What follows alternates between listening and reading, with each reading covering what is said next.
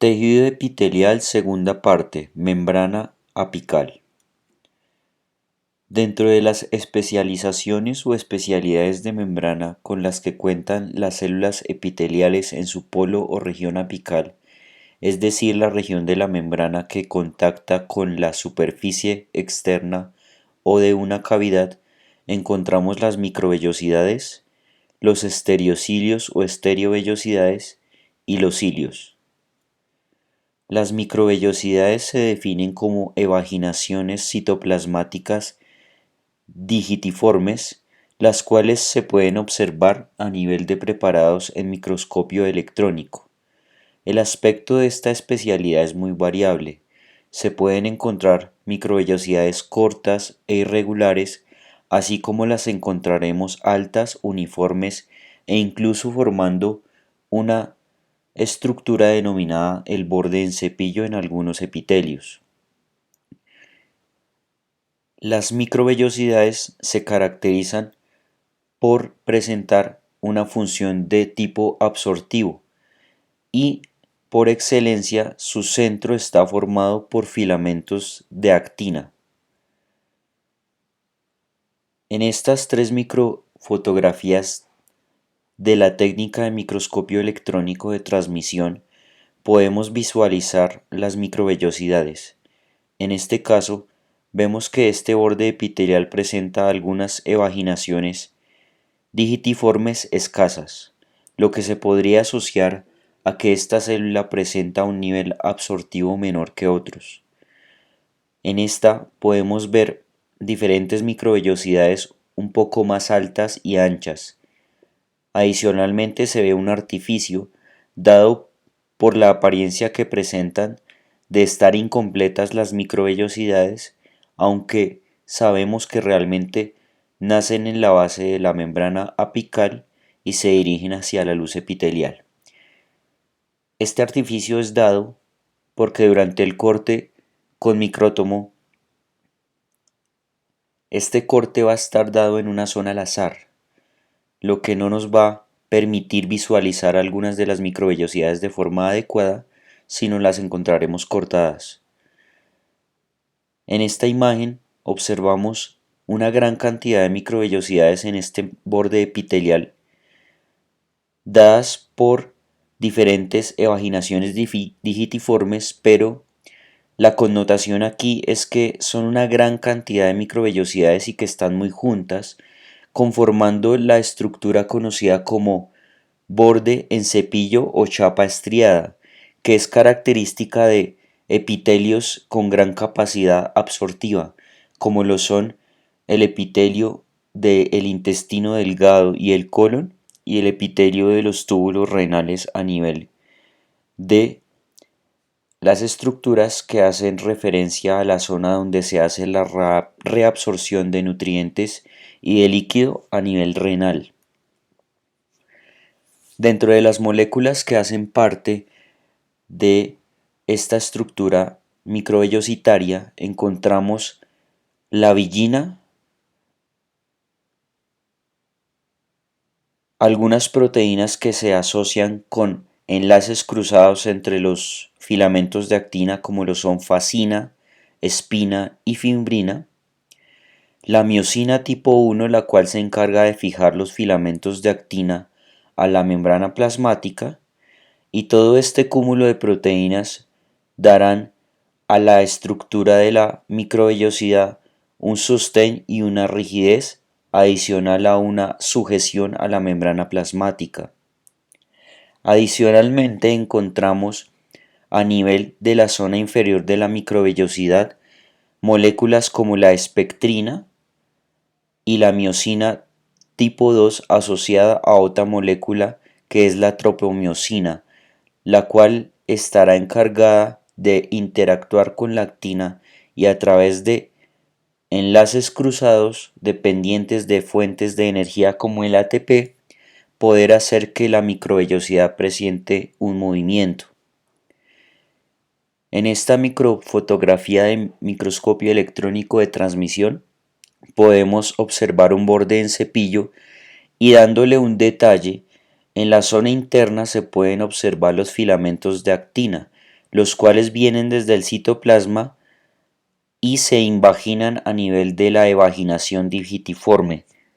Asociado a estos filamentos de actina encontramos la multiplicidad de moléculas previamente mencionadas.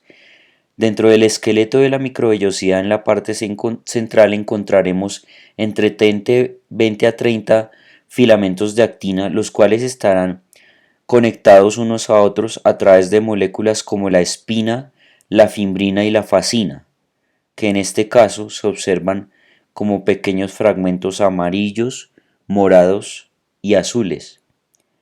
Otra molécula es la villina, a través de la cual todos los filamentos intermedios son adheridos a la superficie de la membrana apical, pero en la zona más distal de la microvellosidad. A nivel lateral de la microvellosidad encontramos a la miosina tipo 1, la cual aquí está señalada como unos fragmentos rojos. Esta molécula se encarga de fijar el citoesqueleto de la microvellosidad a la membrana celular.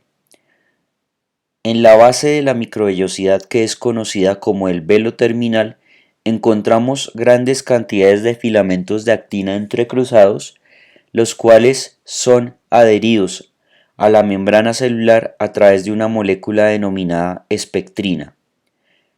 Junto con el velo terminal encontraremos en cúmulos moléculas de miosina tipo 2, las cuales interactúan con la molécula tropomiosina para generar el llamado puente cruzado, en el cual la actina y la miosina se van a encargar de movilizar hacia un costado u otro la microvellosidad, lo cual permite que la superficie de contacto que tiene la microvellosidad con el espacio extracelular sea incrementado de una manera considerable, por lo cual el poder absortivo de la microvellosidad se intensifica. En esta microfotografía de microscopio electrónico de transmisión observamos dos células epiteliales con su respectivo borde en cepillo o chapa estriada, compuesto por microvellosidades. Adicionalmente, hacia la región extracelular encontraremos esta zona de densidad mixta correspondiente a lo que se denomina en microscopía como el glucocáliz, el cual está compuesto por glucoproteínas con función enzimática, las cuales tendrán el papel de hacer el desdoblamiento de los nutrientes que van a ser absorbidos por estas microvellosidades. En esta microscopía electrónica de barrido podemos observar tanto cilios como microvellosidades. Las microvellosidades son estas evaginaciones que son muchísimo más cortas que los cilios, que son estos que encontramos en la imagen. En segunda instancia, la segunda especialidad de la cual se hablará son los estereocilios o estereovellosidades. El nombre que ellos presentan pudiera confundirlos con la otra especialidad de membrana denominada los cilios, pero no tienen ningún tipo de relación. Es un nombre acuñado por tradición, pero en realidad los estereocilios son microvellosidades que tienen una longitud mucho mayor que las microvellosidades clásicas y su función también es absortiva. A diferencia de las microvellosidades clásicas, los estereocilios presentan inmovilidad, dado que dentro de su estructura molecular carecen de proteínas móviles. Los estereocilios están limitados a tres tipos de epitelios: el epitelio del epidídimo testicular y el conducto deferente a nivel de la vía espermática, y las células sensoriales o ciliadas que componen el oído interno. Otro nombre que han recibido los estereocilios es estereovellosidades, esto debido a su íntima relación molecular con las microvellosidades. Los estereocilios, de la misma forma que las microvellosidades, contienen fascículos de filamentos de actina que están vinculados por proteínas como la fimbrina, pero no encontramos villina. También encontramos moléculas de sujeción a la membrana plasmática como la miosina tipo 1 y adicional a ellas las moléculas que hacen interactuar microfilamentos unos a otros, entre ellas destaca la herrina. Los filamentos de actina van a ser posicionados en la forma de unas grandes columnas o pedúnculos, los cuales interactúan a través de una molécula denominada la alfa-actinina. Algo que es de resaltar es que en el epitelio correspondiente al oído interno, los estereocilios son mecanorreceptores, es decir, a través de vibración mecánica ellos van a estimular al nervio vestíbulo coclear para que sea percibida la sensación de onda sonora. En esta microscopía electrónica de transmisión podemos observar estereocilios o estereovellosidades. Como podemos ver, son evaginaciones digitiformes pero de una longitud exquisita y adicionalmente delgadas. Sin embargo, cuando se observan a nivel molecular podemos observar que están constituidos por pedúnculos de filamentos de actina que interactúan con la molécula alfa-actinina, que sería esta que tiene forma de una pesa azul. Vemos también la miosina tipo 1, cómo va anclando los filamentos de actina a la membrana plasmática. Vemos las proteínas intermedias de interacción entre filamentos de actina, como la espina y la fimbrina, que también las encontramos en las microvellosidades, pero desaparece la villina hacia el ápice del estereocilio y aparece la herrina también como una proteína de anclaje a la membrana citoplasmática de estos filamentos de actina. Hacia el velo terminal podemos notar que carecemos de las proteínas que presentaba esta misma zona en la microvellosidad clásica, es decir, que carecemos de miosina tipo 2, la cual haría que esta estructura fuera móvil. Dado la ausencia de esta proteína, definimos entonces que esta estructura llamada estereocilio es totalmente inmóvil. En esta microscopía electrónica de barrido y en esta de barrido confocal podemos observar cómo los estereocilios presentan una longitud variable.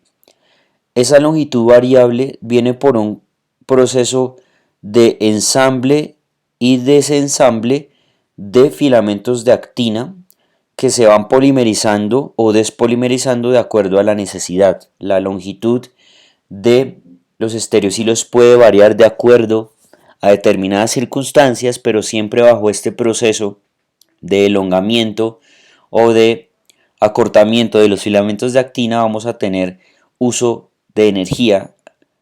En este caso, la fuente energética es el guanosin trifosfato GTP. Finalmente, los cilios, que es la tercera especialidad de membrana apical, son las especialidades de membrana apical más ampliamente difundidas en las células epiteliales. Son también evaginaciones, pero su aspecto es el de un pelo o una pestaña y poseen dentro de su constitución interna el denominado axonema, el cual es una estructura formada por varios microtúbulos los cuales se encuentran organizados de una manera muy precisa. Este axonema va a nacer en una estructura denominada el cuerpo basal, que está constituido por un centro organizador de microtúbulos en la región apical de las células epiteliales que van a contener esta especialidad de membrana. Este con tendrá asociación íntima con los centriolos, como en su momento se comentó a nivel de organelos no membranosos. Los cilios tienen una clasificación de tipo funcional. Encontramos los denominados cilios móviles, los cilios primarios, también llamados monocilios, y los cilios nodales. Los cilios móviles, como su nombre lo indica, presentan un rango de movilidad intenso y son capaces de mover en el epitelio que los presenta líquido o partículas, haciendo parte de la barrera mecánica inmunológica que presentan los epitelios. En microscopio óptico veremos a los cilios como evaginaciones en forma de pestaña o cabello con una tinción en banda algo oscura en su base que correspondería a los denominados cuerpos basales. A nivel de microscopía electrónica encontraremos la estructura interna que, como se mencionó previamente, se denomina axonema, y este axonema tiene una constitución denominado 9+2, como ya lo veremos. Hay algunas proteínas de tipo mótil como la dineína ciliar y la annexina que hacen posible que el cilio pueda batir en diferentes direcciones y así ayudarlo a su función.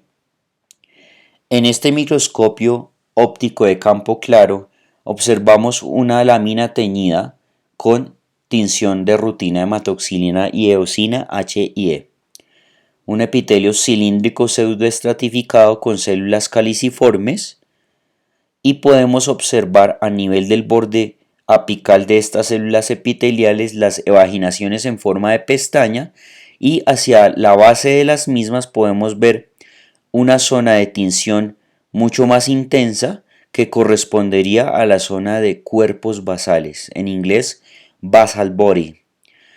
Estos cilios de manera precisa pueden ser también visualizados a nivel de microscopía electrónica, como lo podemos ver aquí.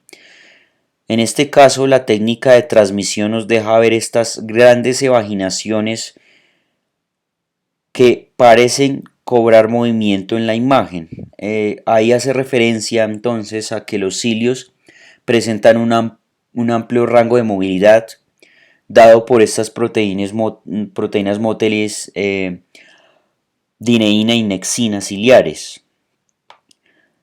Aquí podemos ver entonces el denominado axonema 9+2. Aquí en la lámina del lado izquierdo vemos los cilios con su particular constitución axonémica. Hay una doble línea opaca a nivel central que correspondería al axonema, y en la zona de la inserción en el borde apical podemos ver los cuerpos basales. A nivel de este esquema observamos entonces el cuerpo basal, que contiene 9 tripletas de microtúbulos, lo que lo constituye como un centro organizador de microtúbulos COMT, y a partir de ahí hacia la zona denominada cilio encontraremos el axonema. El axonema está constituido, como lo mencionamos previamente, por una estructura 9+2, es decir, que en el interior del cilio encontraremos un par de microtúbulos, de ahí el 2, y en la parte periférica encontraremos 9 dupletas o pares de microtúbulos, constituyendo entonces lo que denominamos axonema 9+2. Al ser microtúbulos los constituyentes de el axonema, encontraremos las tubulinas alfas y betas haciendo la clásica estructura longilínea de tubo rígido con 13 subunidades por cada giro del microtúbulo, ya sean tubulinas alfa o tubulinas beta. A nivel de el cuerpo basal encontraremos adicionalmente, por ser un centro organizador de microtúbulos, la tubulina gamma. Vemos aquí como acompañando a los microtúbulos en las dupletas estarán las proteínas nexina y dineína. Adicionalmente, para contactar los microtúbulos centrales con los microtúbulos periféricos encontraremos la denominada proteína de conexión radial. En esta microscopía electrónica de transmisión con corte transverso podemos observar entonces una gran cantidad de cilios móviles. Tomando uno como ejemplo, vemos la denominada estructura axonémica 9+2. Vemos dos microtúbulos centrales y 9 pares de microtúbulos periféricos. Como estructuras asociadas con los cuerpos basales, que como mencionamos contienen al COMT que organiza los microtúbulos para el cilio, encontraremos varias estructuras. La denominada lámina alar, que se encarga de fijar el cuerpo basal a la membrana plasmática. El pedículo basal, que se encarga del movimiento coordinado de los cilios por contener miosina tipo 2, que se encargaría de interactuar con este citoesqueleto. Y finalmente la raíz estriada, que contiene una proteína denominada la rotrelina.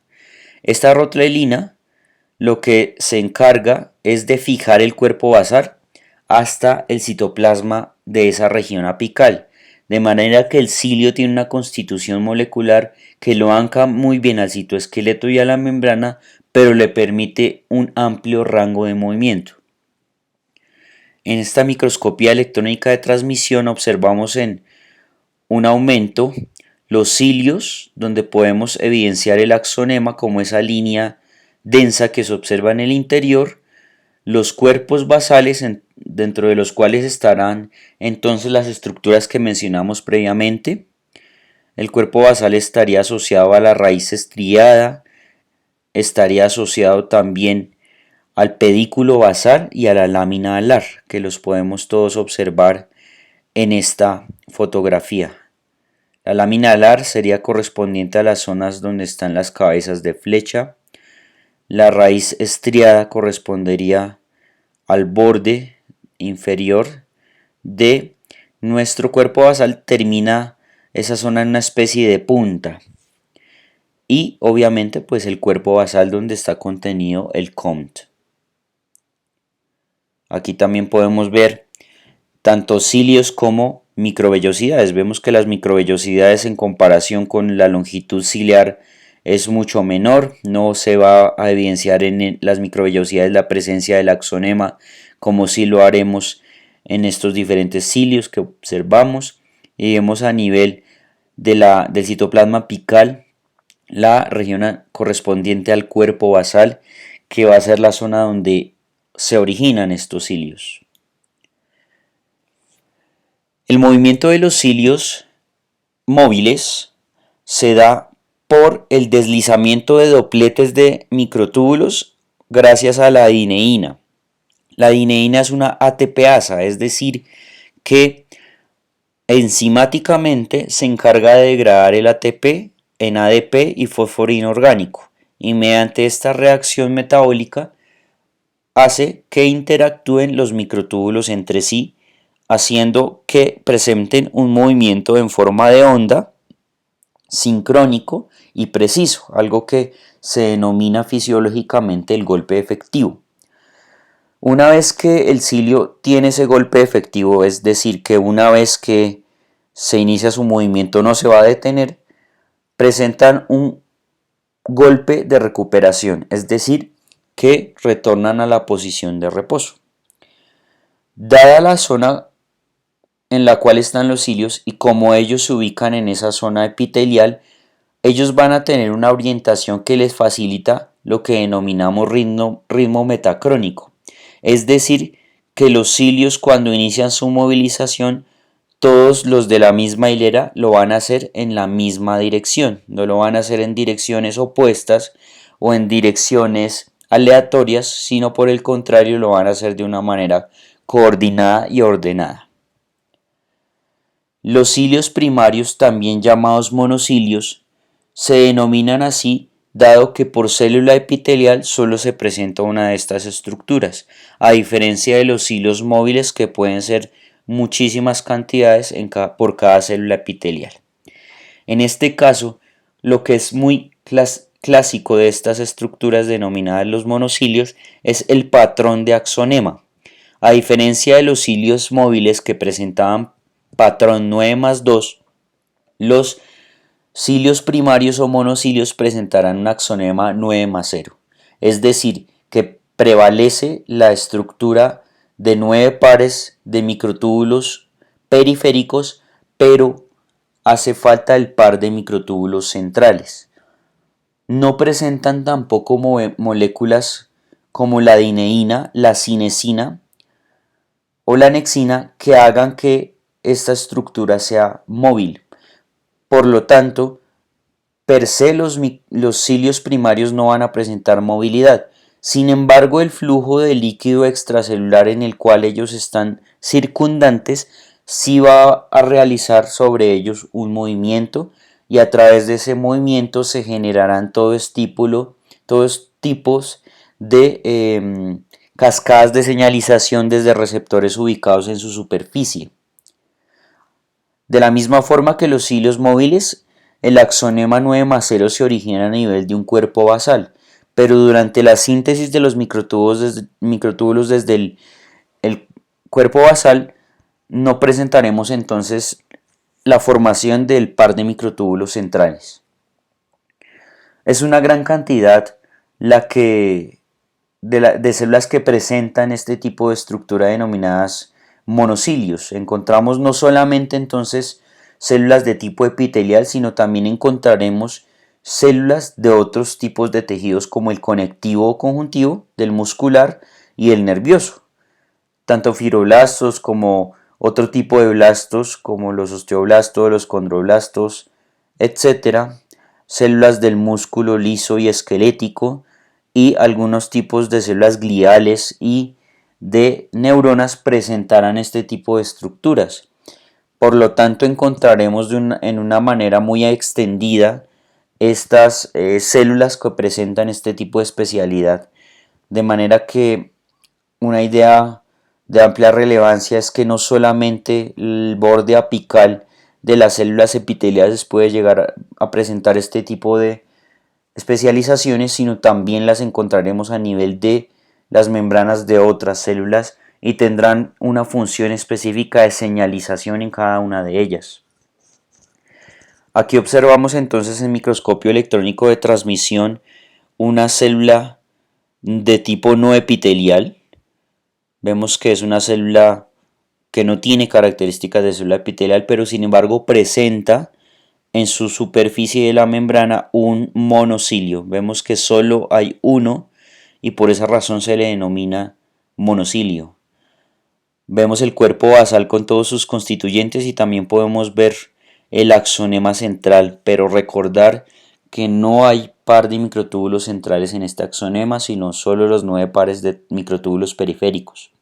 Aquí podemos ver en el microscopio electrónico barrido también un ejemplo de un monocilio. Observamos que a nivel de esa membrana no hay otra evaginación similar a esta, por lo que definimos entonces que sea un monocilio o cilio primario. Aquí podemos ver cómo a nivel urotelial, en ese epitelio de transición, estas células con borde en sombrilla también pueden presentar especialidades de tipo monocilio. Aquí en el lado izquierdo está la microscopía electrónica de barrido, donde podemos ver el borde en sombrilla, es decir que este epitelio se encuentra en estado de relajación, y en cada una de las células vemos cómo evagina el monocilio. Como se mencionó anteriormente, el monocilio no se mueve por sí mismo, pero sí puede moverlo el líquido que esté circundante alrededor de él. En este caso vemos cómo, por ser un túbulo renal, la orina va a mover entonces el monocilio que está en la superficie de esa célula en borde en sombrilla y hará que el monocilio cambie de posición. Eso incurrirá en que a nivel citoplasmático se generará una precisa cascada de señalizaciones, se generará un estímulo para esa célula, lo cual la llevará a desempeñar una determinada función fisiológica. Por lo tanto, los cilios primarios son relevantes en las cascadas de señal de células epiteliales u otro tipo de células que los contienen. Finalmente, los cilios nodales se denominan así dada su posición. Son cilios exclusivos del embrión trilaminar, es decir, del embrión que se encuentra en la tercera semana del desarrollo y hasta la cuarta semana del desarrollo, y que contiene las tres capas embrionarias que van a originar los diferentes órganos corporales denominadas el ectodermo, el mesodermo y el endodermo.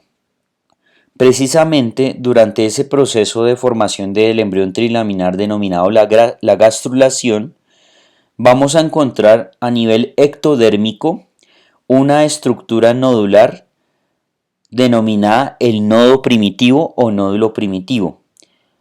De ahí hacia la parte inferior del embrión, también denominada la parte caudal, se originará algo llamado la línea primitiva. A través de esa línea primitiva van a migrar algunas células desde la capa denominada epiblasto del embrión de dos láminas a través de esa línea primitiva, generando el denominado mesodermo intraembrionario. Una connotación durante este proceso de la gastrulación es que las células van a tener una direccionalidad dada por los cilios nodales, y aquí la importancia de ellos.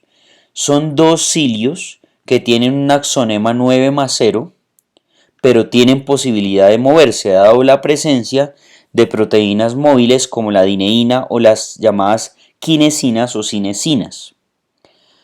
A través de ese movimiento giratorio de los cilios nodales, células migrantes desde la línea primitiva tomarán la lateralidad derecha o la lateralidad izquierda. Después de completar su desarrollo, esas células migrantes terminarían originando los órganos corporales en la posición en que se conocen. Por lo tanto, los cilios móviles son para movimiento de partículas en superficie epitelial. Los monocilios sirven como receptores de señales y los cilios nodales son capitales en el desarrollo de la lateralidad derecha e izquierda a nivel del embrión trilaminar. Cuando hablamos de la ciliogénesis, hacemos referencia a cómo un cilio es originado desde la aparición del COMT hasta el periodo definitivo donde se organizan las estructuras asociadas al cuerpo basal. En ese proceso de ciliogénesis tenemos dos etapas. La primera etapa constituye la generación de los COMT, es decir, de los centros organizadores de microtúbulos que generarán ese cilio. Ellos dependen de los centriolos, de manera que por vía de multiplicación de centriolos conseguiremos entonces la generación del COMT, el cual será direccionado hacia la membrana apical y ahí iniciaría su síntesis de microtúbulos con base en las tubulinas alfas y betas. La siguiente etapa corresponde entonces a la formación como tal del cuerpo basal, de sus estructuras asociadas y el denominado axonema, ya sea 9+2 o 9+0, dependiendo del tipo de cilio que se disponga. Aquí vemos entonces cómo se procesa un cilio desde un COMT en el cuerpo basal. Tenemos entonces el centro organizador de microtúbulos con las 9 tripletas, la lámina alar que va a anclar ese COMT hacia la membrana celular y cómo en un tipo de andamiaje se va desarrollando la elongación o acortamiento de los cilios. Se utilizan unas zonas moleculares denominadas las plataformas TIF que tienen la función de ir ensamblando las moléculas, tanto las tubulinas como las moléculas accesorias, para ir formando el axonema. Cuando el cilio va creciendo en longitud, denominamos a eso TIF anterógrado. Cuando se va acortando, lo llamamos TIF retrógrado. Tanto en la parte anterógrada como retrógrada, los TIF tienen entonces una plataforma molecular donde van a ir ensamblando ese axonema. Vemos aquí entonces cómo en la microscopía electrónica a grandes escalas podemos observar cómo se va haciendo el axonema y vemos entonces las denominadas plataformas TIF, donde están esas moléculas que ayudarán al ensamblaje del axonema. Miren que los TIF son muchísimo más densos que el resto de el axonema y las estructuras asociadas a el cilio. Como aplicación clínica tenemos un espectro de enfermedades asociadas a disfunción ciliar, denominadas las disquinesias o discinesias ciliares primarias. Estas enfermedades son un trastorno de tipo autosómico recesivo, es decir, asociadas a cromosomas, con una frecuencia de aproximadamente 1 de cada 20.000 nacidos vivos, lo que hace pensar que es una enfermedad bastante rara. Dentro del espectro de disquinesias encontramos el síndrome Cartagener, en la cual hay una alteración a nivel de la dineína que se produce desde el núcleo a través del proceso de transcripción y traducción, y esta dineína es totalmente anómalo, lo que determina que los cilios móviles no se puedan mover de manera adecuada, repercutiendo en lo que llamamos el transporte mucociliar. Ese transporte mucociliar va a terminar afectando una gran cantidad de órganos, en los cuales los cilios son capitales. Como condicionante de esta alteración en el barrido o transporte mucociliar, encontraremos que la persona que padezca síndrome de Cartagener tendrá procesos infecciosos respiratorios a repetición, tendrá un cuadro de tos crónica, esterilidad dada que haya afección a nivel de los cilios de la vía espermática, podría haber gestación ectópica en el caso de ser una mujer, dado que los cilios móviles son totalmente indispensables durante el proceso de fecundación y de transporte del cigoto y la mórula hacia la luz del endometrio, donde se realizará la implantación, de manera que cuando se presente una fecundación en una mujer que tenga disquinesia ciliar primaria, el cigoto no va a ser transportado con dirección a la luz, sino se queda a nivel de la trompa uterina, ocasionando una gestación ectópica de tipo tubárico. La hidrocefalia, que es el acúmulo de líquido cefalorraquídeo a nivel de los ventrículos cerebrales, vendría condicionado dado que el epitelio ciliar que moviliza el líquido cefalorraquídeo también tendría disfuncionalidad. El situs inversus, que consiste en la posición anómala de los órganos dentro de un cuerpo, es decir, que la lateralidad está invertida, órganos que son de posición izquierda terminarían al lado derecho y viceversa, también puede venir dado por el proceso de disquinesia primaria ciliar. ¿Por qué?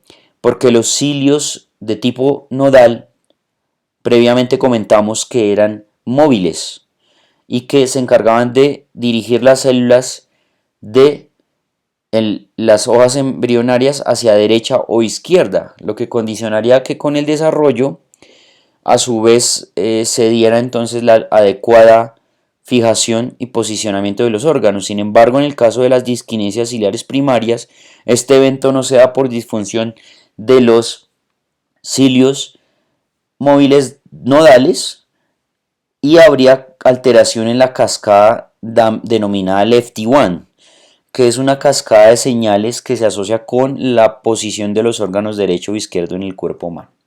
De manera que vemos que la importancia de los cilios primarios está no solo por su estructura morfológica, de estructura molecular, sino por la función que estos desempeñan.